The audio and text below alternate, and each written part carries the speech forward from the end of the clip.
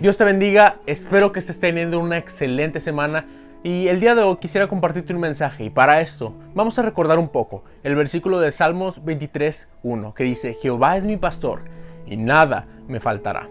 Este es un versículo bastante impactante y bastante importante también para nuestras vidas. Recordemos el ejemplo de David. David era el hermano menor de 8 hermanos, hijos de Isaí. Y cuando son los hermanos menores puede darse una de dos situaciones. Número 1, el hermano menor es el hermano Shiple.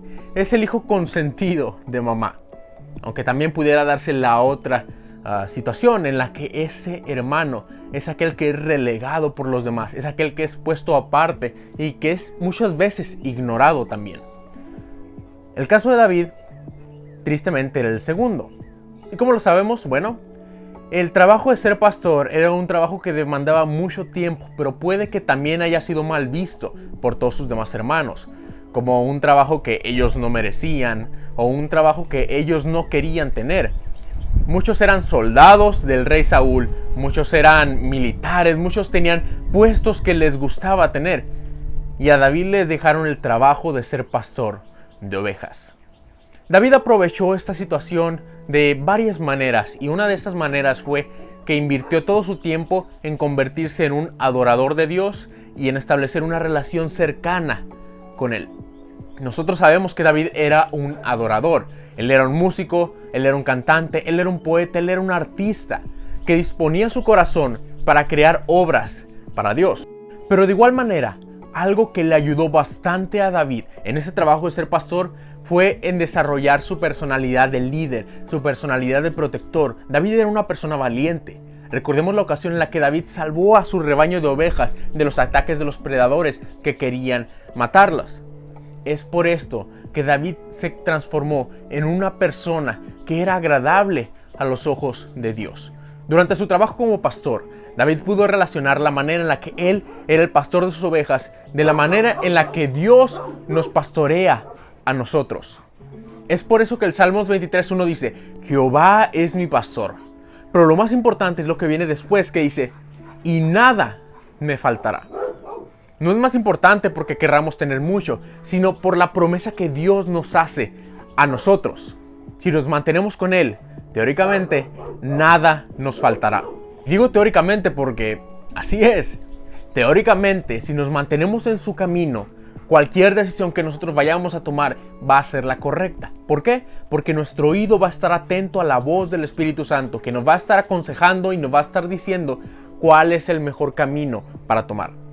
Pero muchas veces seguimos siendo humanos, cometemos errores y estos errores nos van a inclinar a tomar decisiones que son incorrectas.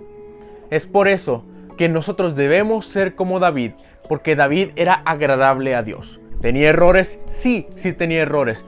¿Cometía pecado? También cometía pecado. Pero algo importante aquí es que David tenía 3 características principales. Número 1, David tenía un corazón limpio. Y lo más importante, le pedía a Dios que él estuviera constantemente limpiando su corazón. Esto es algo muy importante porque nos habla también de vivir en santidad y la importancia que esto tiene en nuestra vida como cristianos. Número 2, David también era obediente a Dios. Esto es muy importante. Es importante vivir en obediencia. ¿Por qué? Porque de esta manera es como nosotros vamos a poder saber cuáles son las reglas y cuál es el camino correcto que tomar. La Biblia ya nos dice qué es lo que tenemos que hacer. Lo único que falta es que nosotros decidamos hacerle caso. Vivir en obediencia a Dios, a nuestros padres, nuestros líderes, maestros, a aquellos en autoridad. Aunque no nos guste muchas veces, así es. Este es un mandamiento de la Biblia. Y número 3, David era un adorador genuino. David le encantaba adorar a Dios y esto es algo muy importante que muchas veces dejamos de lado.